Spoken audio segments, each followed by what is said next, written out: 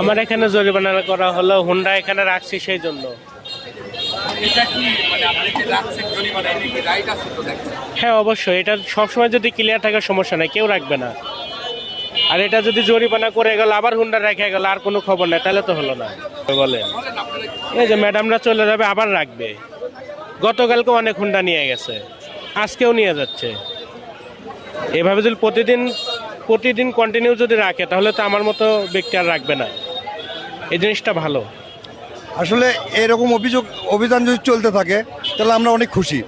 যানজট মুক্ত মানে রাস্তাগুলো পাইলে সবার দেখতে ভালো লাগে, চলাফেরা করতে ভালো লাগে।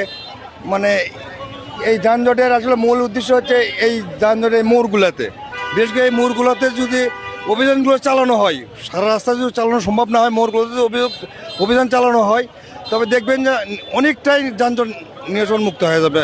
এই শহরটা অনেক পরিষ্কার পরিচ্ছন্নতা দেখা যাবে এবং চলাফেরা করে অনেক ভালো লাগবে সবারই। যে বগুড়া শহর দেখতে সবার কাছে মনে হবে যে না বগুড়া শহরেই গেছি, কিন্তু এখন যে অবস্থা মনে হয় যে যানজটের নগরী হয়ে গেছে বগুড়া শহর। এই অভিযান কন্টিনিউ চলুক, এটাই আমাদের প্রত্যাশা। নির্মূল করতে পারবে না, কাল কি বসবে তখন কি করবেন?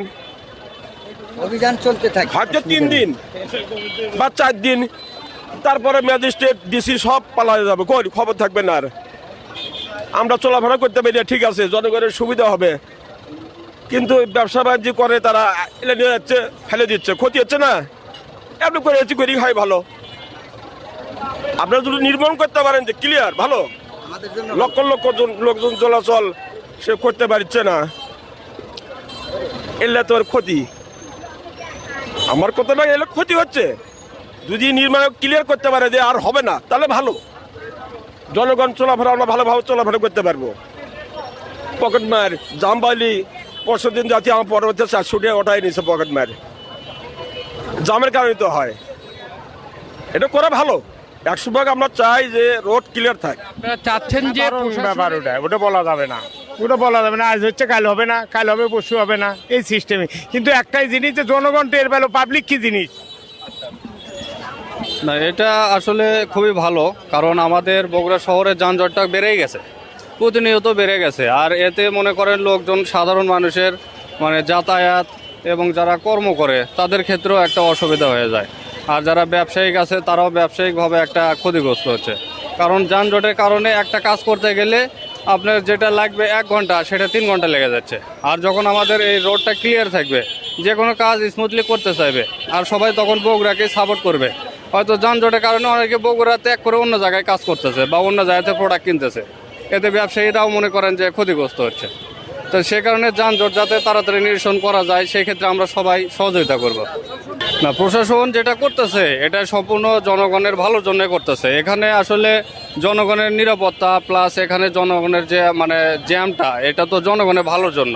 এখানে যারা হয়তো অত্রযত্র পার্কিং করতেছে, এটা অনেকেই মাইকিং শোনে নাই যারা বাইরে থেকে আসছে। আর যারা শহরের মূলত সেটা সবাই মোটামুটি জানে, কারণ যখন এটা মাইকিং হচ্ছে সদরে সবাই জানতেছে, এতে অনেকেই রাখতেছে, অনেকে আবার কি করতেছে গ্যারেজে রাখতেছে। আর যারা জানে না তারা হয়তো আসে হঠাৎ করে কোথাও গ্যারেজ করে কাজে যাচ্ছে।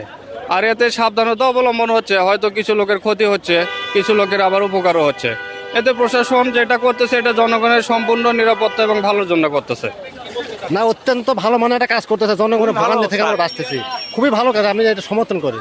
আমরা শান্তি পাচ্ছি, এত সুন্দর আনন্দ পাচ্ছি যে মনে হচ্ছে আজকে বগুড়া শহরটা এত সুন্দর পরিবেশ, মানে লোকজনগুলো চলাচল করে শান্তি পাচ্ছে, সবাই আনন্দ ভোগ করছে যে না এবার কাজের মতো কাজ হচ্ছে। ফুটপাত আসলে কষ্টকর, আমাদের যাওয়া আসার জন্য অত্যন্ত কষ্টকর হয়ে গেছে।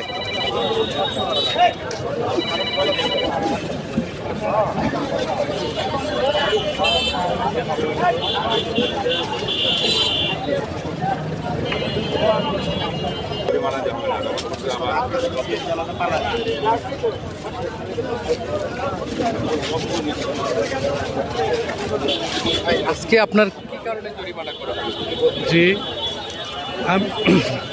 এটা আমি তো আসলে রাস্তার ভিতরে গাড়ি রাখার জন্য আমার জরিমানাটা হচ্ছে, এটা আমার কোনো সমস্যা দুঃখ নেই, তো এটা আমি অন্যায় করছি। তো আপনার কোনো পরামর্শ আছে কিনা? হয়তো আজকে আপনার জরিমানা হলো, কালকে তো আমার পরামর্শ হলো এই রাস্তার মাঝখানে যেন কেউ গাড়ি না রাখে, এটা অন্যায় আসলে সবার জন্য।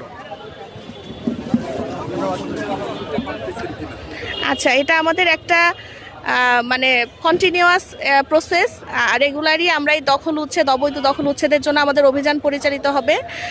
এখন আপনারা আপনাদের সকলের সহযোগিতা কামনা, এটাই আমাদের চাওয়া আপনাদের কাছে। ধন্যবাদ। আর আপনি যেটা বললেন যে এই যে কিছুক্ষণ পরে আবার বসবে, আসলে আমরা আমাদের কার্যক্রম অব্যাহত রাখব এবং যখন এই কার্যক্রমটা অব্যাহত থাকবে এবং তারা মানে প্রতিনিয়ত জরিমানার সম্মুখীন হবে, আস্তে আমরা মনে করি যে আইনের কাছে সবাই দুর্বল হয়ে যাবে এবং তারাই অবৈধভাবে এই যে বসা বা অবৈধভাবে দোকান করা বা অবৈধভাবে দখল করা, এই বিষয়গুলো কমে আসবে। ধন্যবাদ সবাইকে।